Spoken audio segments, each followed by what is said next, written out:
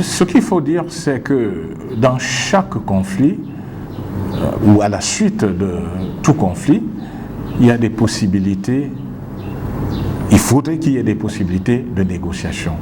Et négocier, ça veut dire pouvoir déboucher sur des compromis, sur des consensus. Personnellement, je ne pense pas qu'il y ait une situation de conflictualité qui ne puisse pas trouver une solution à travers des formes diverses, multiples de débats, de négociations, réunissant les différentes parties prenantes.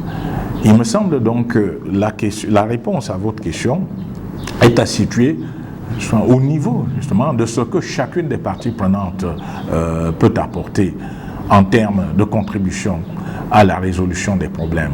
Concrètement, si les parties prenantes se mettent d'accord qu'elles vont constituer un modèle unique qui puisse satisfaire les attentes des uns et des autres, je n'y vois pas d'inconvénient, dès lors que chacun y trouve son compte. Si les parties prenantes de la négociation estiment que ça pourrait mieux marcher, si chacune des parties prenantes fonctionne selon son modèle spécifique, mais à condition que cette différenciation du fonctionnement des différents modèles ne puisse pas générer de nouvelles sources de conflit. Donc moi je dirais simplement que tout cela va dépendre de la plateforme consensuelle à laquelle vont déboucher les négociations. Je suis prudent sur ce point parce qu'il me semble extrêmement dangereux de fixer des règles unilatérales du genre il faut absolument faire ceci, il faut absolument faire cela. Il faut tenir compte des contributions, des apports de toutes les personnes, de tous les acteurs, de toutes les parties prenantes qui sont impliquées dans une situation qui devrait nécessairement déboucher sur un consensus, sur un compromis favorable aux uns et aux autres.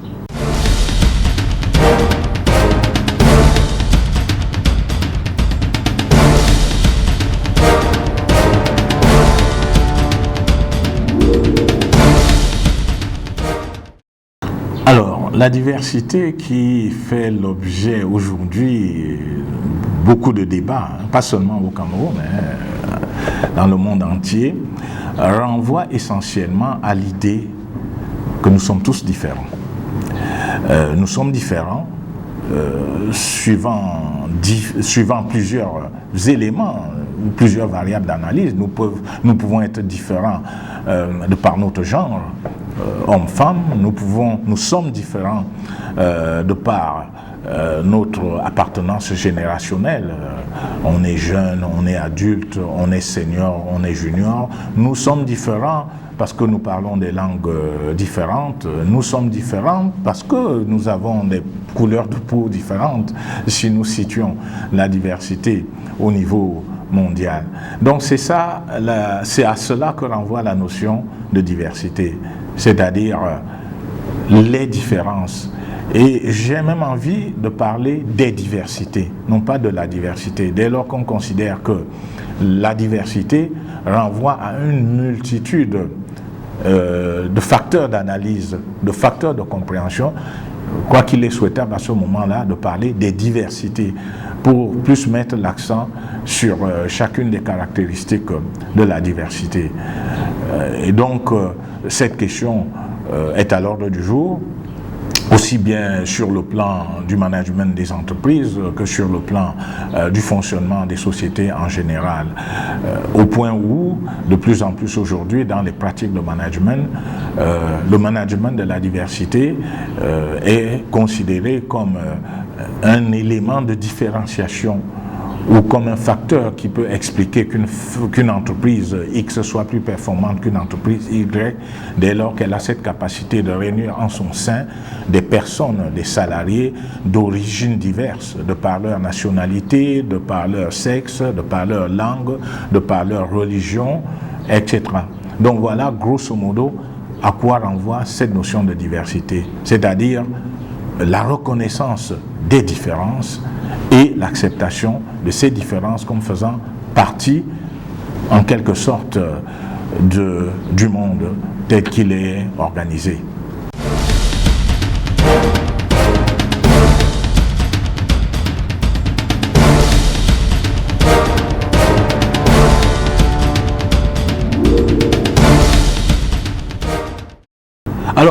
faire, justement, c'est de considérer que, parce que nous sommes différents, nous avons l'obligation de reconnaître ces différences. Nous ne pouvons pas nier ces différences.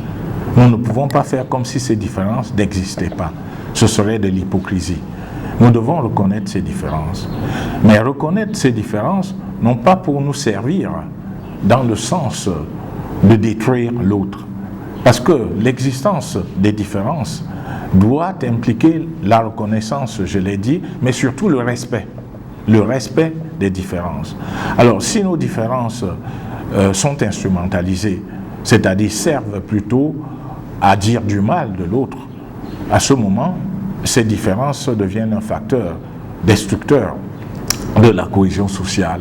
Mais si nous valorisons nos différences comme étant des sources d'enrichissement réciproque bénéfique, c'est-à-dire vous qui êtes différent de moi, qu'est-ce que vous m'apportez pour que je me connaisse moi, parce que j'ai besoin de vous pour me connaître. Qu'est-ce que vous m'apportez pour que je puisse faire mieux que ce que je fais aujourd'hui? Et en retour, qu'est-ce que je peux vous apporter? Donc cette reconnaissance réciproque des apports positifs de nos différences, si nous travaillons plutôt dans cette voie, à ce moment, nos différences, nos diversités ne deviennent plus des facteurs sources de conflictualité individuelle ou organisationnelle, mais deviennent plutôt des sources de développement personnel, d'enrichissement personnel et même, je dirais sans hésitation, de performance dans le management de nos organisations.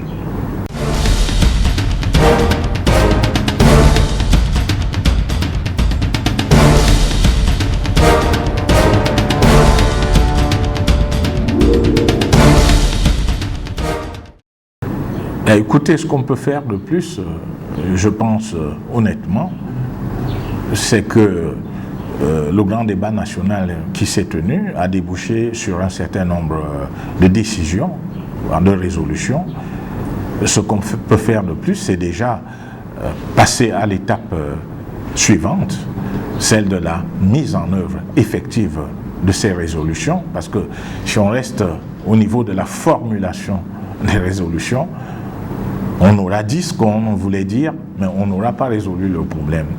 Donc il faudrait passer de l'étape de la formulation à l'étape de l'implémentation, à l'étape de la mise en œuvre, et à ce moment, on pourra faire une évaluation pour voir si la mise en œuvre des résolutions prises a permis d'apporter un début de solution aux différents problèmes rencontrés.